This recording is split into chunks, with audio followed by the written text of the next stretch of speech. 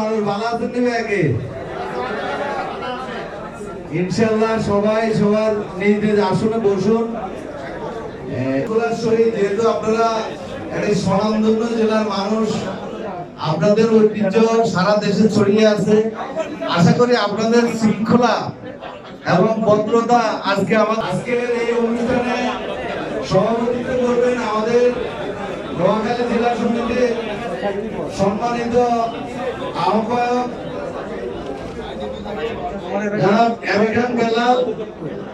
অনুষ্ঠান সঞ্চালনায় থাকবো আমি ইফতার কমিটির আহ্বান করছি আপনার ইজিএম অনুষ্ঠানটি পরিচালনা করার জন্য।